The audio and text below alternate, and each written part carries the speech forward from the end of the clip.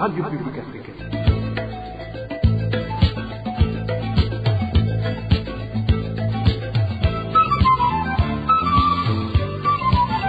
Radio Publique Africaine.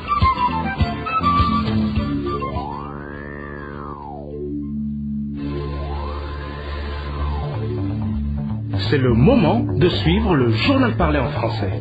À la présentation, Émile Nivasumbo. Bonsoir et bienvenue dans le journal du 5 septembre 2023. Voici les principaux titres.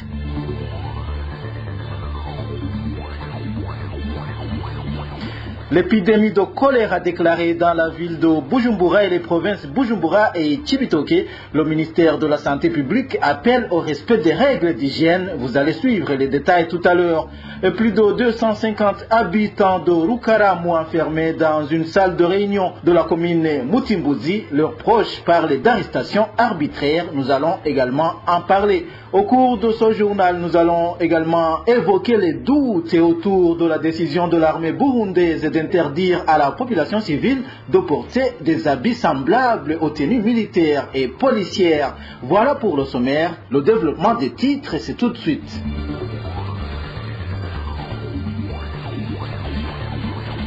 Je vous le disais tantôt, plus de 250 personnes ont été enfermées dans une salle de réunion de la commune Mutimbuzi en province Bujumbura depuis hier. Ces habitants des différentes localités de la zone Rukaramu ont été arbitrairement arrêtés selon leurs proches, ce qui évoque aussi de mauvaises conditions de détention. Emmanuel Niungeku. Les personnes arrêtées sont composées par des hommes et des femmes, dont certaines d'ailleurs sont avec leurs petits-enfants, arrêtés lors d'une fouille perquisition opérée ce lundi sur les collines de Kigwati 1 et 2, de même que dans d'autres localités de la zone Rukaramu. Ces habitants ont passé la nuit détenus à la commune de Mutimbuzi. Leur arrestation est intervenue après une attaque menée dans la nuit de samedi de la semaine dernière en zone de Bulinga, commune Gihanga, en province de Bubanza. Laquelle attaque a été revendiquée par des rebelles du mouvement Red Tabara. Nos sources en commune de Mutimbuzi indiquent que certains parmi ceux qui ont été arrêtés ont été accusés de ne pas avoir des pièces d'identité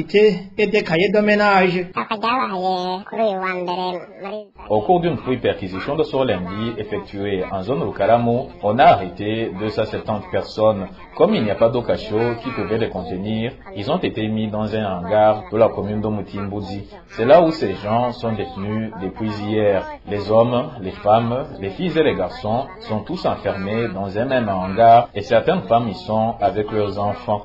Ce hangar n'a pas de lieu d'aisance. Le ministre de l'Intérieur est arrivé sur les lieux, mais il n'a rien dit à propos de ces citoyens détenus. Certains ont été accusés de non-possession de la carte nationale d'identité et d'autres accusés de non-possession des cahiers de ménage. D'autres catégories de gens arrêtés seraient soupçonnés d'avoir hébergé certains éléments rebelles, selon toujours notre source. Toutefois, ces citoyens qualifient de sans fondement ce motif, d'autant plus que la commune de Mutimbuzi était dotée de plusieurs positions militaires et policières qui assuraient la sécurité à tous les niveaux. Pourtant, ces sources d'informations font savoir que les éléments qui occupaient ces positions ont été tous déployés en République démocratique du Congo. Ces habitants sont arrêtés pour avoir hébergé des rebelles. Est-ce que ce sont des citoyens qui sont chargés de la sécurité? On a désinstallé toutes les positions militaires pour les déployer au Congo et voilà que ce sont les citoyens qui en payent le prix. Il faut vraiment qu'ils se ressaisissent, sinon nombreux sont des innocents. Ils ne sont pas responsables de ce qui s'est passé. Les proches des victimes, craignant qu'elles ne puissent attraper des maladies des mains sales, demandent qu'elles soient libérées sans délai. À ce propos, la rédaction de la RPA a tenté de joindre Simeon Butoyi, administrateur de la commune de Mutimbuzi, mais sans succès. Je vous le disais également en titre, alors que l'armée burundaise vient d'interdire le port des habits ressemblant aux tenues militaires et policières, il y a des doutes quant à la mise en application effective de la mesure. Nombreux parmi ceux qui ont l'habitude de porter de tels habits appartiennent à la milice Imbonerakure, une milice soutenue et entretenue par le parti au pouvoir et même par le président de la République. Des fois, les membres de cette milice sont déployés en mission militaire à l'extérieur du pays. Marie-Ange Irakoz. Quelqu'un d'opéré n'a pas le droit d'être appelé Imbonerakure. Enfin, Imbonerakure monte la garde. Aujourd'hui, je vous ai vu défiler et j'en ai été content puisque vous avez entendu mon appel lors de la dernière fête. Celui qui traîne les pieds ne peut pas être appelé Imbonerakure. C'est le président Évariste Ndayishimiye lors de la journée dédiée aux Imbonerakure célébrée le 26 août dernier en province de Makamba. Le président Ndayishimiye appelle les Imbonerakure à faire des rondes et à être courageux. Au moment où l'armée vient d'interdire le port des habits ressemblant aux uniformes militaires, des activités que le président Ndayishimiye appelle à la milice Imbonerakure à faire est une activité qu'ils font quotidiennement en tenue militaire. Des fois, cette jeunesse de la milice Imbonerakure vont loin et portent même des armes à feu et de Motorola pour la communication. Des effets généralement réservés aux forces de l'ordre ou de sécurité et des fois des sociétés de gardiennage. Tel père, tel fils, dans des réunions avec les Imbonerakure, Révérien Ndikuriyo, secrétaire général du CNDD-FDD, porte le plus souvent des habits qui ressemblent aux uniformes militaires. Une habitude qu'a hérité les Imbonerakure. Ils portent de telles tenues un peu partout, même en public, pendant les fêtes. La milice Imbonerakure du parti CNDD-FDD ne se limite pas là. Elle est des fois envoyée dans des missions militaires, aussi bien à l'intérieur du pays qu'à l'extérieur. Le cas le plus récent est celui de la RDC. Dans de telles missions à l'intérieur du pays, il n'est pas rare qu'il y ait un accrochage entre les milices Imbonerakure et les forces de l'ordre et de sécurité, faute de communication. L'armée aura-t-elle le courage d'empêcher le port des tenues ressemblant aux tenues militaires à cette milice? En tout, lors des cérémonies de l'Imbonerakure Days, le président Ndayishimiye a indiqué que quiconque s'attaque aux Imbonerakure, il s'attaque à lui. Je voudrais terminer en réaffirmant que je suis de votre côté. Celui qui s'attaquera aux Imbonerakure m'aura aussi attaqué. Plus d'un attend la fin du délai donné par la FDN pour voir qui aura remis les habits ayant la couleur militaire et qui ne les aura pas remis. La mesure en soi est bonne, elle avait même tardé, estime de son côté Léonce Ngendakumana. Selon l'ancien président de l'Assemblée nationale, la population était confuse, voire effrayée par de telles personnes qui ont tendance à se substituer aux forces de l'ordre. Je vous propose d'écouter Léonce Ngendakumana. C'est une très bonne mesure, une très bonne décision pour le gouvernement. Au cas où le gouvernement aurait pris cette décision, cette mesure d'interdire à qui que ce soit de porter les habits des militaires ou même des policiers, il fallait y ajouter aussi les habits des policiers parce qu'on envoie un peu partout dans le pays des jeunes qui s'arrogent sous droit de porter ces uniformes alors que ces jeunes-là n'ont pas le droit de porter ces uniformes. On les voit en train de haranguer les fous, en train de faire des entraînements avec des jeunes, ce qui provoque de la peur dans les esprits de certains citoyens. Cette mesure serait salutaire pour ces corps de défense et de sécurité parce que ça crée de l'anarchie, ça crée du chaos. Ça serait une salutaire pour le gouvernement du Burundi parce que ça perturbe l'ordre et la sécurité dans le pays. Ça peut avoir de lourdes conséquences aussi. D'un côté de semer la terreur, il y en a ceux qui peuvent porter ces uniformes pour aller voler, aller faire du mal aux citoyens, ou même semer la confusion pour les corps de défense et de sécurité qui sont appelés à assurer la sécurité des frontières, qui sont appelés à assurer l'ordre et la sécurité dans le pays. Ça peut créer de la confusion entre ces gens, les militaires, les policiers et ceux qui peuvent nous attaquer, ceux qui peuvent attaquer le pays. Alors pour éviter cette confusion, pour éviter qu'il y ait du banditisme lié au port de ces uniformes, il faut que cette mesure qui est salutaire soit effectivement mise en œuvre. La grande crainte pour Léonce Ngendakumana, c'est la mise en application de cette mesure. Il estime qu'on risque d'assister à la politique de 2 poids, 2 mesures. les inquiétudes qu'on peut avoir ici, est-ce que la mesure qui a été prise, la décision qui a été prise sera appliquée à tous les citoyens de la même manière et dans les mêmes conditions? Là, il y a un peu d'interrogation. Là, il y a des interrogations. Le risque est que la mesure soit appliquée uniquement à ceux qui vendent ses habits et ne pas être appliquée à ceux-là qui s'arrogent son droit d'organiser des réunions, des meetings, des marches avec ces uniformes, d'ailleurs parfois des demi-habillements. Il y en a qui portent uniquement des pantalons, qui portent soit des pantalons, soit des chemises, soit des souliers, des bottes, des militaires, et qui intimident les citoyens et qui créent de la terreur aux citoyens. Et ça fait vraiment mal. Ça fait vraiment mal. Il faudra que la mesure soit d'abord appliquée à ceux-là qui s'arrogent le droit de se manifester réellement comme des militaires et comme des policiers en train d'organiser des réunions et intimider la population pour éviter cette confusion, pour éviter cet anarchisme au chaos, pour permettre aux militaires et aux policiers d'assumer pleinement leurs responsabilités de sécuriser le pays, les frontières du pays, d'instaurer l'ordre et la tranquillité au sein des citoyens. Ça, c'est cela qui va rassurer tout le monde. Il faudra que dans les 2 semaines qui ont été annoncées par le porte-parole de l'armée, il faudra qu'on observe effectivement que cette mesure a été appliquée partout, pour tout le monde et dans les mêmes conditions. Dans un instant, nous parlons gouvernance. L'annonce du ministre des Travaux publics Dieudonné Doukoundane invitant les propriétaires des parcelles en commune Mukaza de présenter des plans de construction à hauteur à des visées non avouées, dont l'incitation de certaines personnes à vendre leurs maisons et parcelles, ainsi qu'une éventuelle expropriation des acquéreurs de parcelles dans certaines régions du pays. Cela ressort d'une enquête de la RPA auprès de plusieurs cadres du ministère des Travaux publics et d'autres services de l'État. C'est un dossier de nos confrères Éloge Divin Remesha et Bob Rugurika. Il est présenté par Éloge Divin Remesha.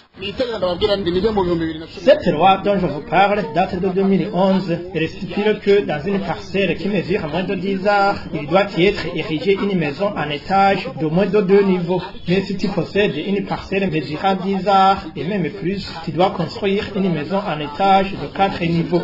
Si l'on observe les constructions existantes ici et surtout au quartier de Rohiro, vous allez trouver qu'il existe toujours des anciennes constructions qui datent de l'époque coloniale. C'est donc une décision qui se réfère à une loi existante. Ce n'est pas une décision prise à la hâte par le ministre. Il s'agit du ministre des Infrastructures, Dieudonné Doukoundane, qui parle d'une loi sans clarifier de quelle loi il s'agit. Alors que les constructions de maisons sont régies par le code de l'urbanisme et des constructions, aucun article de ce code ne mentionne l'annonce faite par le ministre Dieudonné Doukoundane. Certains experts du ministère des Infrastructures indiquent avoir été sidérés par les propos du ministre Doukoundane du fait qu'ils ne sont au courant d'aucun projet qui mettra en œuvre la décision annoncée par le ministre Doukoundane. Et ces experts d'ajouter qu'une telle décision doit être prise au sein du Conseil des ministres. À côté des incertitudes qui rôdent autour de l'annonce du ministre Dieudonné Doukoundane, des experts de son ministère précisent aussi qu'aucune ville au monde ne peut être construite avec des maisons en étage seulement. Ces experts expliquent que dans toutes les villes, toute construction doit avoir ce que l'on appelle une fonction. Plus de 6 fonctions existent d'après nos sources. Il s'agit de la fonction résidentielle pour des maisons d'habitation, fonction commerciale pour des maisons de vente et d'achat, fonction administrative pour des maisons occupées par des institutions, fonction loisir pour des maisons de divertissement, fonction touristique pour des maisons destinées à l'accueil des touristes, fonction industrielle pour les usines ainsi que les industries et fonction mixte pour divers usages. Les experts dont nous sommes entretenus précisent que ces catégories de maisons ne peuvent pas être construites de la même manière. Les mêmes experts ajoutent que les constructions en étage sont faites la plupart des fois pour ériger un nombre important de maisons dans un petit espace, ce qui contredit donc les explications données par le ministre Dieudonné Doukoundane. Que ce soit les experts, les employés du ministère des Infrastructures et même certains observateurs avisés, tous mentionnent que derrière l'annonce du ministre Doukoundane se cachent d'autres objectifs non avoués. La majorité d'entre eux convergent sur le fait que que l'annonce du ministre Dukundane viserait à semer la panique chez certaines personnes pour qu'elles se précipitent à vendre leurs maisons et parcelles à des nantis qui souhaitent investir leur somme d'argent dans des maisons et des parcelles. Dans nos éditions ultérieures, nous vous ferons part des violations de la loi contenues dans la mesure annoncée par le ministre des Infrastructures, Dieudonné Dukundane. Toujours en page gouvernance, mais cette fois c'est dans le secteur de la santé. Le manque d'hygiène causé par la pénurie d'eau potable dans le département mère-enfant à l'hôpital militaire de Kamenge confirme le niveau de développement du Burundi. Propos d'Anita Gateretse, femme activiste, qui dit également que cette récurrence de manque d'eau potable à l'hôpital militaire de Kamenge montre les priorités du gouvernement qui s'occupe beaucoup plus des infrastructures au lieu de mettre en avant la santé de la population. Suivez Anita Gateretse. Nous sommes très préoccupés par la récurrence du manque de l'eau potable au sein de l'hôpital militaire de Kamenge dans le bâtiment mère-enfant, ce qui fait qu'il y a de l'instabilité à cause des maladies infectieuses dans un milieu qui devrait bénéficier de l'eau en permanence et de l'hygiène. L'hôpital de Kamenge est réputé être une infrastructure de santé de référence. S'il arrive qu'il manque de l'eau, on se demande ce qu'il en est des autres hôpitaux se trouvant à l'intérieur du pays dans des milieux reculés. Cela démontre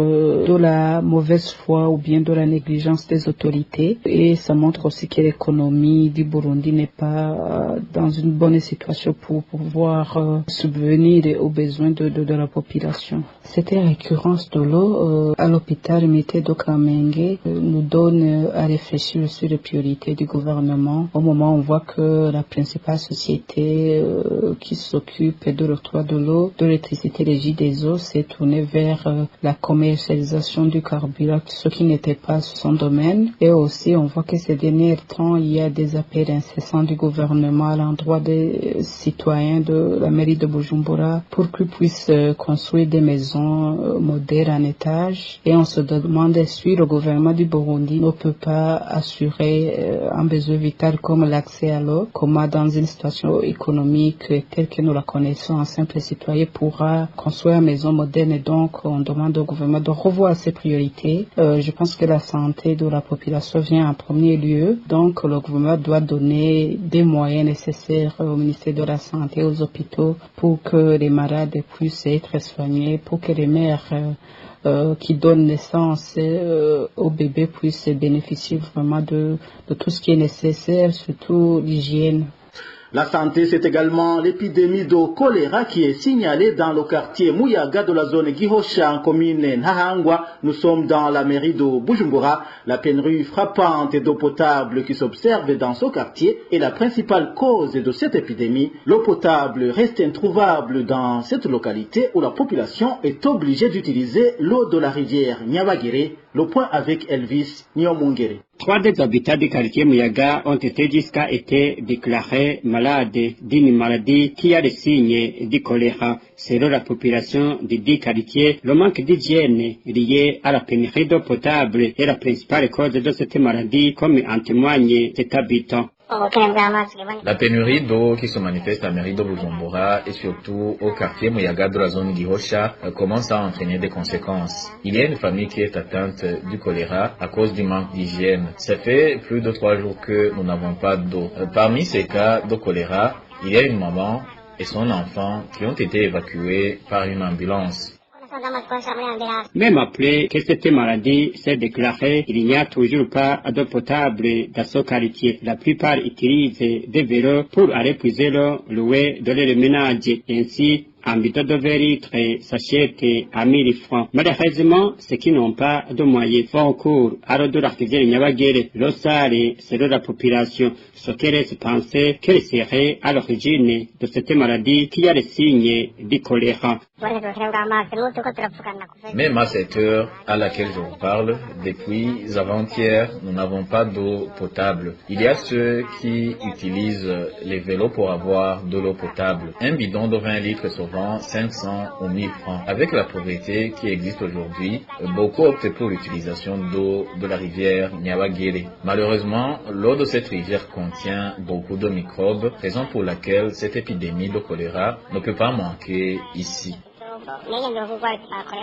Nos sources dans la zone Gihosha indiquent que ça faisait longtemps que personne n'avait entendu parler de l'épidémie de choléra dans les localités, ce qui n'est plus le cas pour le moment présent à cause de la pénurie d'eau potable. La RPA n'a pas encore pu joindre le chef de quartier de la zone Gihosha, de même que les responsables de la régie des eaux pour s'exprimer à ce propos. Cette épidémie de choléra vient d'être confirmée par le ministère de la Santé publique dans certains quartiers de la mairie de Bujumbura et dans les provinces Bujumbura et Cibitoke.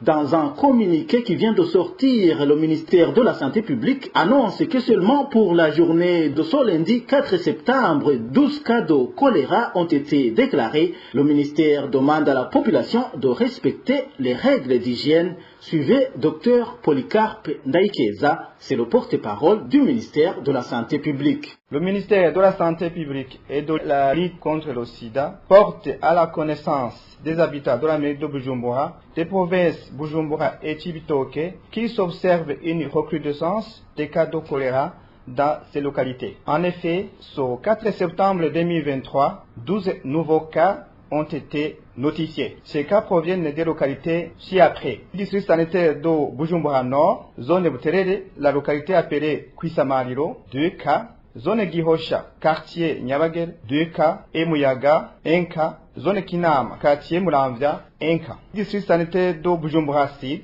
zone Kanyosha, quartier Muyila, 1 cas. Du district sanitaire d'Isale, zone Mutambu, colline Gakungwe, 1 cas. Et zone Rubirizi, colline Gatunguru, 1 cas. Zone Gatumba, colline Muyange, 2 cas. Et la colline Tenga, 1 cas. District sanitaire de Cibitoke, 1 cas en colline Malambo, 1. Et 2 cas en provenance de Rukana, 2 de la commune Rugombo. Notons qu'à cette même date, 22 patients sont sous traitement en hospitalisation à l'hôpital Prince Régent Charles, 3 cas à Gatumba et 5 cas à Rugombo, soit un total de 30 personnes. Des dispositions d'urgence sont déjà prises par les autorités sanitaires et territoriales. La plateforme de protection civile des risques et catastrophes et la Croix-Rouge Burundi, que nous remercions pour la promptitude avec laquelle elles ont répondu à la riposte contre cette épidémie. Nous rappelons à la population en général et ces des zones touchées par le choléra en particulier que la dite maladie est une maladie démestale. Les seules dispositions pour ne pas attraper cette maladie sont celles d'observer des mesures d'hygiène individuelle et collective.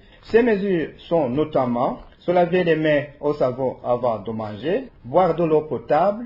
Pour ceux qui n'en trouvaient pas facilement, bouillir l'eau avant sa consommation. Nous demandons à la population des zones touchées de faire un effort particulier pour l'assainissement du milieu et l'usage correct des latrines. Voilà, c'est Dr Polycarpe Ndaikeza, porte-parole du ministère de la Santé publique. Dans un instant, nous parlons économie.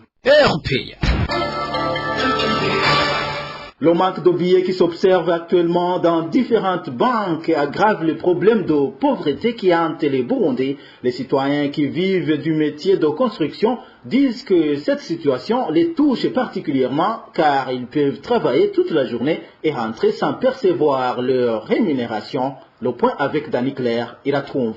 La population en général fait savoir que le problème de manque de billets dans les banques vient empirer la pauvreté dans laquelle elle vit. Les citoyens qui vivent normalement du métier de construction ne voient pas comment ils vont survivre du fait que leurs employeurs vont faire des retraits d'argent dans les banques pour les rémunérer, mais qu'ils rentrent bredouille.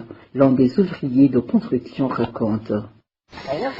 Hier, notre employeur est allé effectuer le retrait d'argent dans une banque, mais on lui a refusé.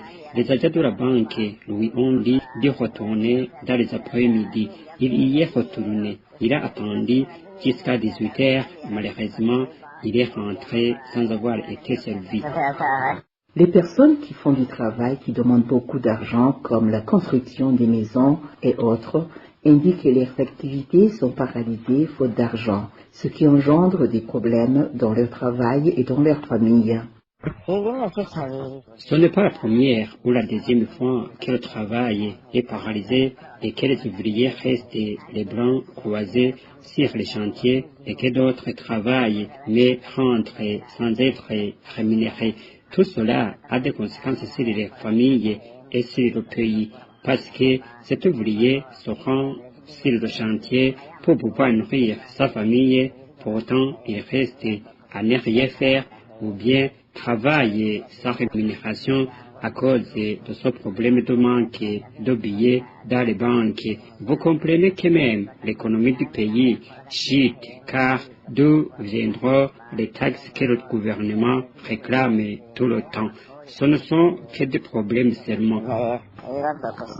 Au moment où ce problème de manque de billets dans les banques perturbe énormément la situation financière des citoyens et l'économie du pays, la population demande avec insistance aux dirigeants du pays de trouver une solution durable à ce problème devenu très récurrent dans le pays. Pour clore cette édition, parlons des moyens de transport qui deviennent de plus en plus en casse-tête dans la province Kirundo depuis 2 semaines. C'est suite à la pénurie du carburant. Les habitants de cette province font savoir que le prix du ticket de transport a doublé, voire même triplé. Plus de détails avec Eric Nyonzima. Cela fait à peu près de 2 semaines que le prix du ticket pour le déplacement en province de Kirundo a grimpé. Les habitants de la province de Kirundo indiquent que le prix du ticket de transport est très exorbitant pour les déplacements aussi bien à l'intérieur qu'à l'extérieur de cette province. Notre source montre ici comment se présente la situation de ces prix à l'intérieur de la province. Une personne se trouva au chef-lieu de Kirundo, payait 1000 francs lorsqu'elle voulait aller à l'église située à Kanyinya quand il y avait abondance de carburant. Mais pour le moment, il doit payer 2000 francs. De Kirundo à Bugabira, on payait 10 000 francs, mais actuellement, on est obligé de payer 2000 francs. Pour ceux qui se déplacent vers l'intérieur de cette province, le prix du ticket de transport dépend de l'endroit où le chauffeur a trouvé du carburant. Il reste également cher, comme le précise notre source. Elle indique aussi que la circulation des motos a diminué à cause du manque de ce produit. Kirundo Ngozi, on payait 10 000 francs, mais pour le moment, un chauffeur qui a trouvé du carburant à Ngozi exige 15 000 francs, mais celui qui a acheté ce produit au marché noir, il demande une somme de 20 000 francs. Voilà le problème que nous avons. Les motos en circulation deviennent de plus en plus peu nombreuses suite au manque de carburant. En plus de cela, ceux qui vendent ce produit au marché noir, à cause de la mesure de procès en flagrance de ceux qui sont célébrés, ils ont de difficultés de vendre ce carburant. Avant, la situation était plus ou moins abordable. Il y avait des files dans des stations, mais plus maintenant. Les choses se sont empirées à cause de ces amendes exigées aux fournisseurs. Les habitants de la province de Kirundo demandent à leur gouverneur d'engager des discussions avec les hommes d'affaires chargés d'approvisionner la province en carburant pour trouver une solution à cette pénurie. Des hommes d'affaires chargés de ravitailler du carburant à Kirundo ont suspendu cette activité depuis 2 semaines suite à une incompréhension entre eux et le gouverneur. La rédaction de la RPA a encore une fois cherché à joindre Albert Hatungimana, gouverneur de la province de Kirundo, mais il reste injoignable sur son téléphone portable. Voilà, c'est par ici que nous mettons un point final au journal du 5 septembre 2023. Merci à vous tous qui nous avez suivis. À la présentation, c'était Émile Nibasumba. Passez une agréable soirée chez vous. Au revoir.